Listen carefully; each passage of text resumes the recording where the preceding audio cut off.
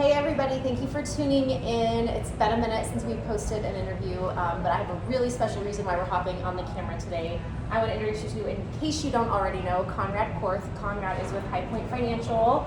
He is a lot more than that though. He's a good friend of ours. He often is seen out on the courses volunteering for our races. He's also a fellow ultra runner, which is why we're here today, and we're going to talk about a big thing that Konrad just did. So Konrad, what'd you do? I finished the Leadville 100. You did. Where's your belt buckle? I didn't want to make yours look too bad because it was a little too big to where I couldn't lean over. It was just too bulky. But I did bring the medal, so, you know. So one thing Konrad has from this year is a medal.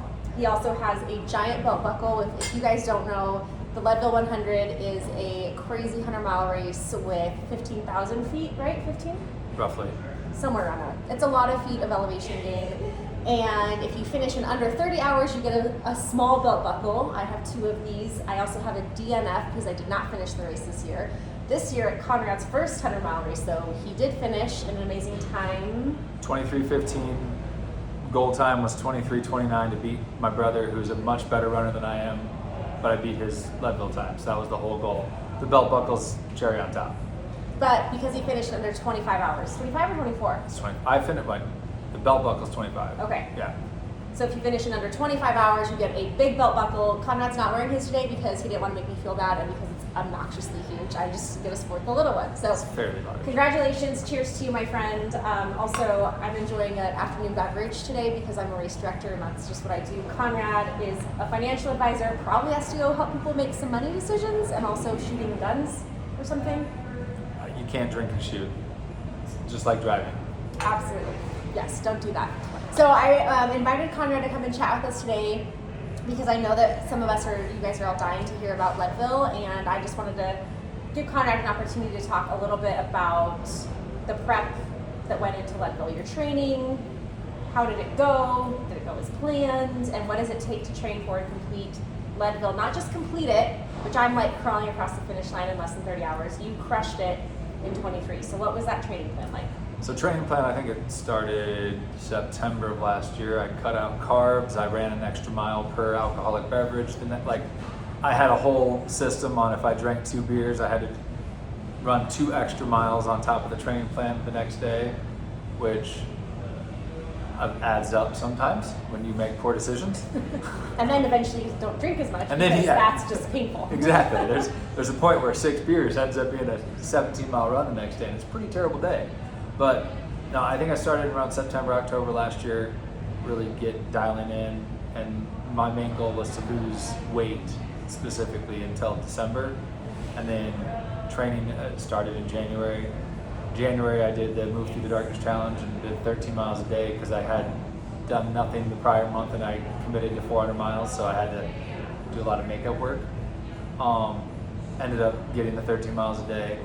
Some of it was pretty pathetic, like doing the same parking lot loop in the middle of the Dillon Dam Brewery while we're waiting for a table with my kids' hockey stuff. So it's not always the easiest. Like, I mean, as you know, what time are you running tomorrow morning? Oh, 4 a.m. You're like, pass. It's also part of my training is waking up early and doing that. And so like leading up to it, the longest training I did was I got a couple 100-mile weeks in there, and then mixing in speed work for the first time. Don't recommend. But it came in handy. Supposedly we'll get to that when the race happens. But I mean, the longest run I did was with you and Sean. I did the 55 miles at the back half of the Cruel Jewel. That's the longest run I've ever done up until Leadville last weekend. So. Ooh, those are some memories. That makes me want to drink a beer. Cruel Jewel. Cruel Jewel. Oh. Yeah, you put in a lot of miles.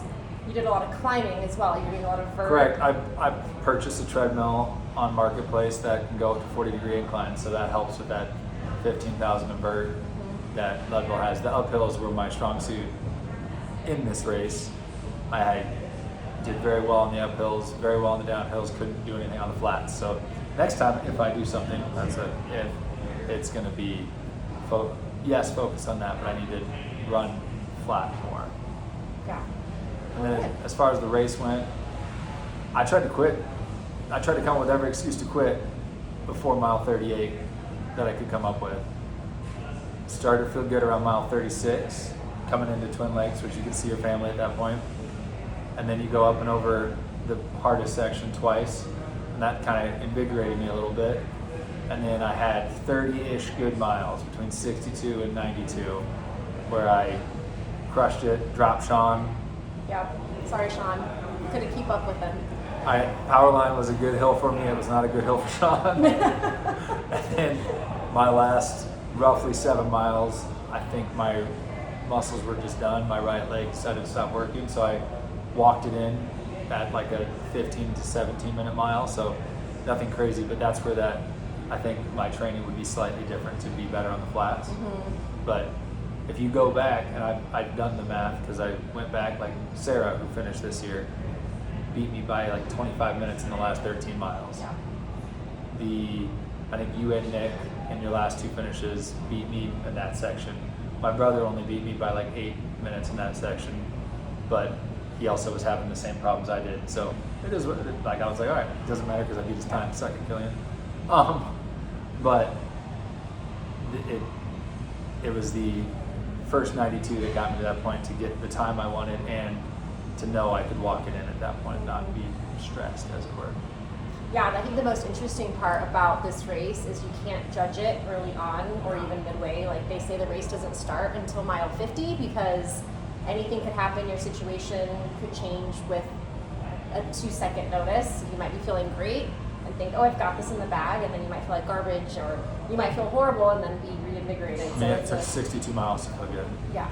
And 62 is where I dropped out this year because I was all done. I was nauseous and dizzy, and I knew what was looming around the corner for me. I know the course like the back of my hand. That first hill out of Twin Lakes hurts because it's not supposed to hurt that bad, but it doesn't feel good. No, and that's where I said, I've done this twice. Mentally, I'm not up for this fight tonight. I know that you are. I know that Sarah was. So Sarah is also part of our group, and she finished her first 100-miler as well, just right underneath that 30-hour mark, which was so awesome.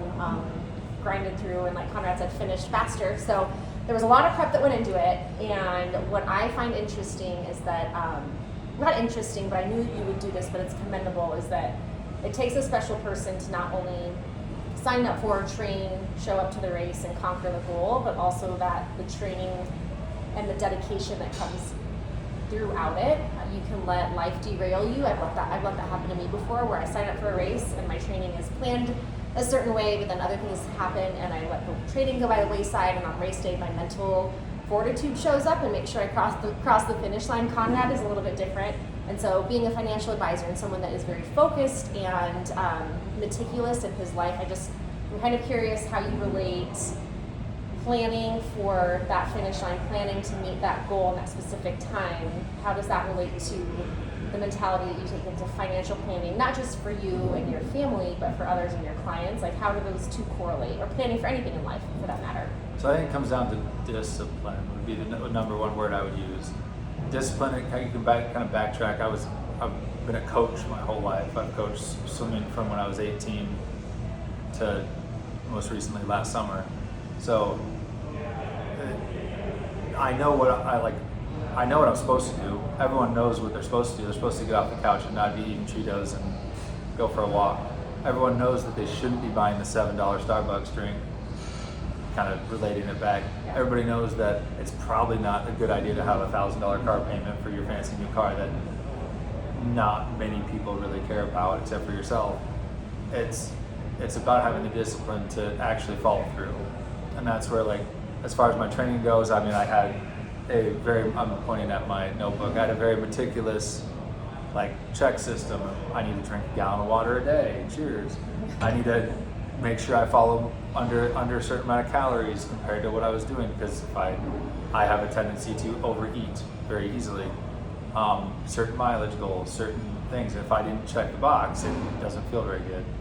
And that's kind of similar to when you go back to my actual job. I'm coaching you, whether it's the oil field worker who likes his gas station food, or if it's the person who just likes to go out and have a few drinks with friends at night, or you have the funds to do so, but money is disappearing, going through a budget and coaching somebody through that. And then on the back end, once we have the money, having the knowledge and wherewithal to say, hey, this is where you should be invested, or this is what your money should be doing for you, and here's the reasons why, and just kind of moving forward. And it's more about coaching and teaching, and I can be like the accountability buddy with money, like you have with running. Like, it's a lot easier to run with somebody at 4 a.m. than it is to get up and suffer the rest of your own. Yes. That's why a financial advisor on the money side is helpful, because yes, sometimes I'm just used as a, here, can you hold this money for me as a bank account? It's liquid, there's nothing happening with it. But for them to access it, they have to actually make a phone call to say, hey, Konrad, I need 10 grand for this. And I don't ever say no. It's just a matter of they have to go through an extra step, and that helps the accountability, making sure it's actually worthwhile. Similar concept where I know for a fact if somebody's waiting for you at 5 a.m. at the trailhead, you're much more likely to not, I don't need to do that today. Yeah. Similar. You might show up a little late. Like I we show up late all the There time. are plenty of people who show up late. Guilty. But we show up because we know someone's waiting Yeah. there. Yeah. And I think it's the piece of having to have the conversation. Like, you could just have $10,000 in your own bank account and just go buy something stupid, and that's fine. Or you could sign up for this, you know that you have a 13-mile training run, and that's fine. But if you have someone else on your team, on your boat, that's gonna hold you accountable whether you do or you don't, I think that's the important part. So I think as a runner, that's interesting because you didn't hire a coach, but you do rely on guidance from coaches, from your brother, and experience to get you to that finish line. This wasn't a solo adventure. You're relying on No, and that's where, like, science and data. I have a degree in movement science, so I know enough to know I don't know anything. But like, even just experience-wise from my brother, who's done all sorts of races, I know that I can draw from his experience, which he told me to go out faster than I want to, because it doesn't. His line was, "You're gonna feel like shit at mile 74 no matter what. Doesn't matter if you go out 2 hours faster, you're gonna feel 1% worse at mile 74. That's not a big enough difference to make it worthwhile. So make yourself a little uncomfortable at the beginning," which is what I did, which is how I achieved the goal. So like little tidbits like that I worked in, and then knowing what has worked for others that I look up to and or run with that have trained for races and done fast 100s, 200s, go into that. And then on, like, you can relate that on the financial side, knowing what works for a certain set of individuals with some variation of that is going to work for similar people. And that's knowing, and it's, again, it all comes back to coaching, guidance, and having the knowledge and wherewithal to find the answers. Yeah. And not going in blind, and having a support system, whether it's a coach, whether it's a running coach or a financial coach, someone that knows more than you, has been through it more than you've been through it, and can have an unbiased opinion, I think is sometimes really important. Like that makes me think about like your financial advisor probably just shouldn't be like your dad who wants the best for you even though he knows nothing. Like, dad can offer sound advice, but dad, if he's not a financial advisor, he's going to have emotional heartstrings tied to it.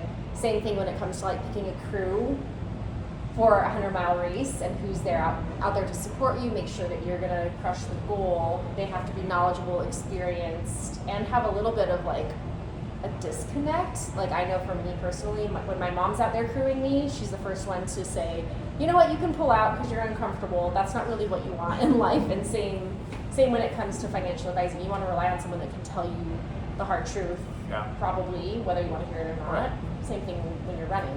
And that's like, I say I didn't want my family to crew me. They were there. It was nice to see them. I was not relying on them. I was more relying on Sean and my brother, who were also there at the aid stations, just because they've both been it, done it. But I mean, yes, it was nice to see the family, but at the same time, it was the focus between the two people I kind of designated to be there for me for, I mean, especially at the mile 38 mark or whatever, when I was trying to figure out that was a hamstring. Any excuse. No, I think my hamstring's torn, like figuring out. I'm done. Let's call 911. I think I'm out. Yeah. But like, so anything like that. And I don't expect Marissa, my wife, to at all give me an out if I was like, kind of like you said, your mom did that. I wouldn't expect her to do that. But I also know, like, Sean and Killian's running experience, they've both been to the point, they've been in the dark places that you get to in those runs, that they can say, hey, just go up that hill and see what happens. Yeah. And they know what to do. Exactly. When you get there, they are pulling your pack off, taking your water bottles and not asking questions, so much. They just know what to do, and I think that's similar to what you're doing in your profession. And Yeah, and then people show up with their money problems and or not money problems and get guidance. It's a lot easier for us to send you in the right direction, because one of my talking points is I can give you a full tank of gas in the middle of the desert, but if I don't give you a map to go the right direction, you might go 300 miles further into the desert. Mm-hmm. So what you show up with doesn't really matter. I think that's a myth.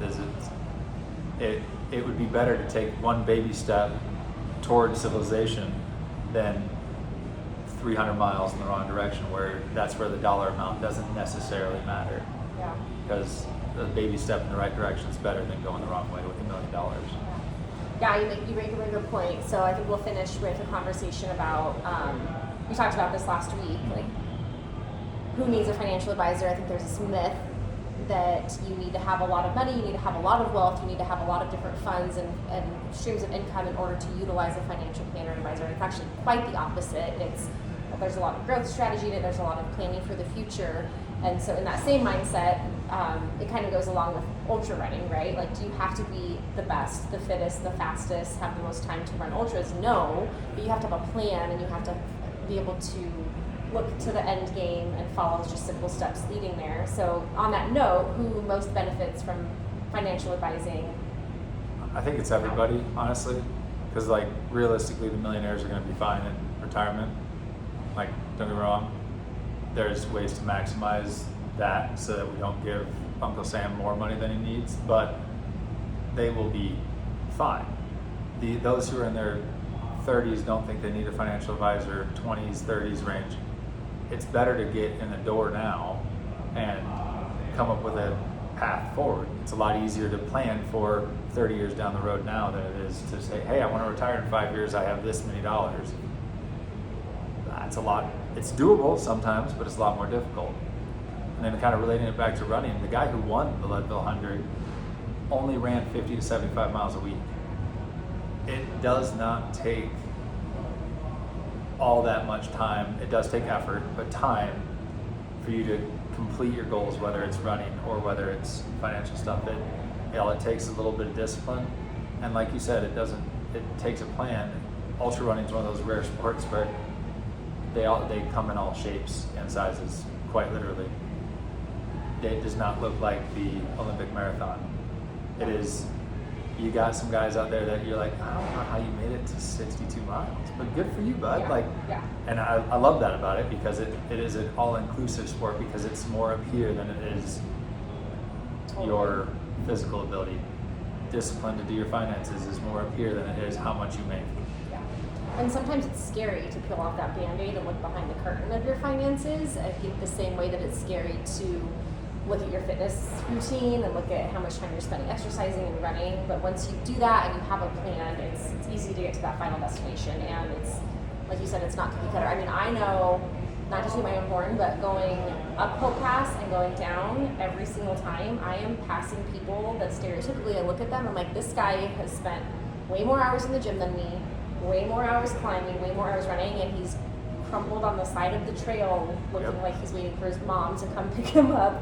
And I say him because traditionally men, for the most part, make up more of these ultra events, and they all look very strong and tough. And it's just a reminder to me that, you know, no one is incapable of chasing their goals, whether it's financial or whether it's running or anything else. That we all have what's in us.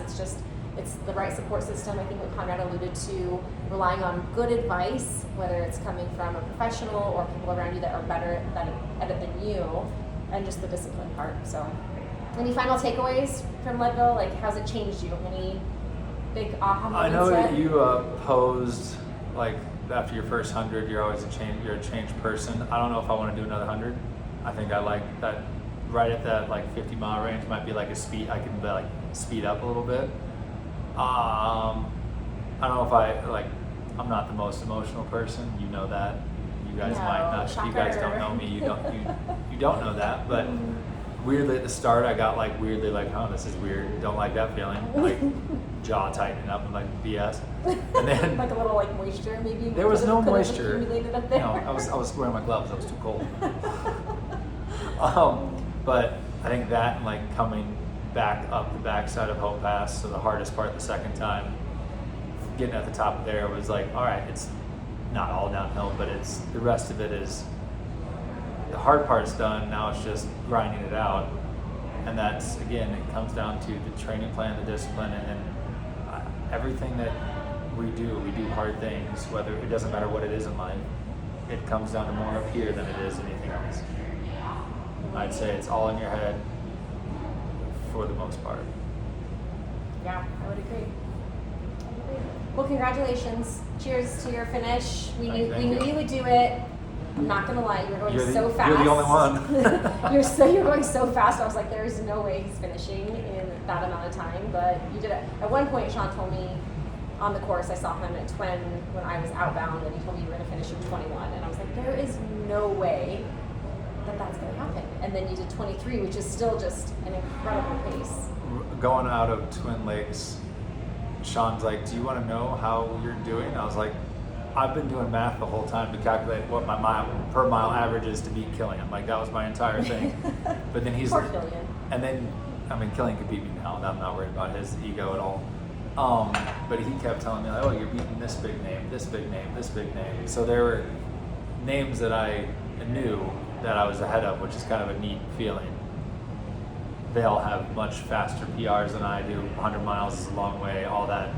Yeah. I'll put all those asterisks in there, but it is kind of cool to get 44th out of 800 starters, 400 finishers, and be. I mean, technically, I was closer to the end than I was to the first guy because he was that fast. But being right in the middle of the time pack and being up there is kind of fun. But again, it proves that training pays off.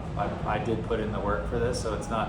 I'm not saying that I deserved it necessarily, but there was the training plan was there to make this happen. Yeah, it paid off. It showed And itself.